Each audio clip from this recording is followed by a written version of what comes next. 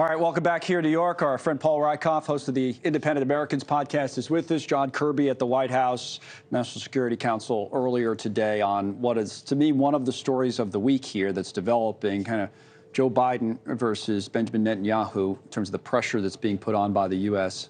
on Israel to change course in this war a little bit. What do you make of that?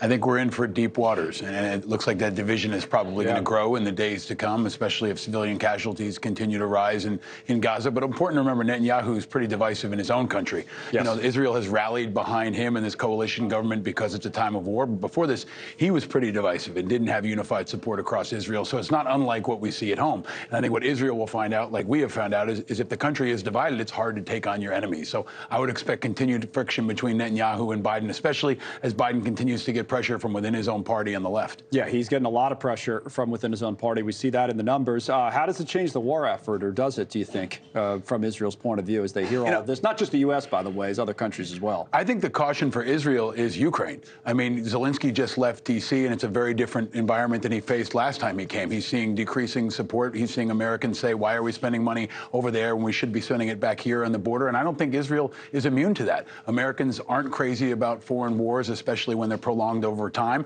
We haven't supported our own wars when they've extended for a long period of time. So I think Netanyahu's really got to keep his eye on the ball and remember that American support is going to be critical, just like Zelensky's finding out the hard way at home. Let's talk about that a little bit. That was a really interesting dynamic. Zelensky comes all the way over here. We talked, almost the whole show yesterday about that in one way, shape, or form.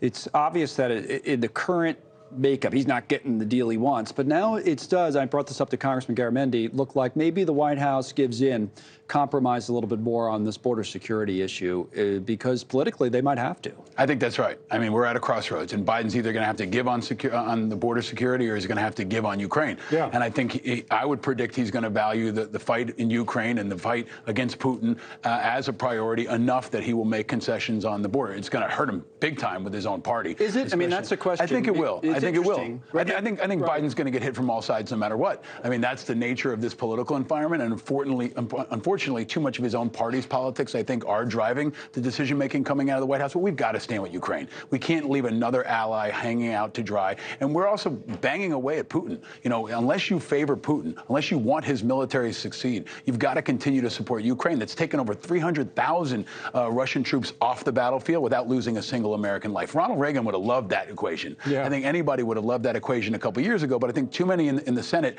have let politics overcome them, and it sounds like they're standing with Putin instead of standing with America. Here's the reason I ask whether it will hurt Biden with his own party. Obviously, as you said, the war has with young Democratic voters. Immigration's an interesting issue right now because, we're sitting in a city like New York, which is largely a liberal city, but I think there's a lot of people, especially at the upper end of the income spectrum here in New York, who would say they're politically liberal, who have suddenly found this issue, the border security issue, to be one they're getting a little bit more centrist or conservative on, because it's here now. It's an issue in this city now that affects their day-to-day lives. So. It's an issue nationwide. I mean, especially if you've got kids in public school. I see it in my kids' public school. We've got an increase of migrant kids, and we want to be there. They've been through a lot, but at the same time, our systems are busting at the seams. You can't let people in, endlessly for years and years. We just don't have capacity, and we don't have a plan. Right. So I think there is an opportunity for Biden to make some headway here. If we can get any kind of immigration progress that's bipartisan, that'll be a win for everybody, and maybe we'll give him some headwinds going into the election. But I think you're right, that border security and immigration is becoming a unifying issue, especially among independents,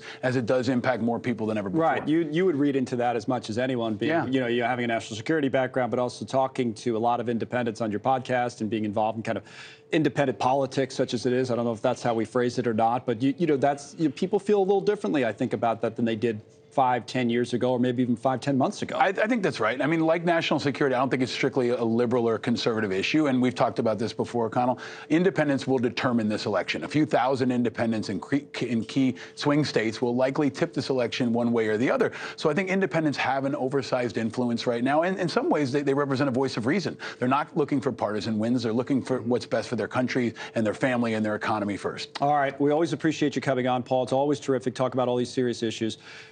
One lighter issue before you go, if you want. Paul's a big Giants fan, New York Giants fan, so we thought we'd give him, this is the guy, someone's already screaming, yeah, there's a big movement in this town, this area, on this quarterback the Giants have been using. What do you think of this DeVito character? If Tommy DeVito ran for mayor right now, he'd crush everybody. Totally. He might win for president. I mean, this guy is a sensation. He's the underdog story of the year. I love him as a Giants fan, and I think everybody can be rooting for him. We haven't had a lot to root for at the Giants this year, but this guy's something special, and it's really fun to watch. You guys have the same agent, from what I hear. Is that right? I wish I did, to be honest. He's going to be having a pretty good year. It's going to be a good Christmas in the DeVito house. As a New York sports fan, we could use anything, any good news that we can get. Absolutely. Good to see you, Paul. You We'll too. see you again next week.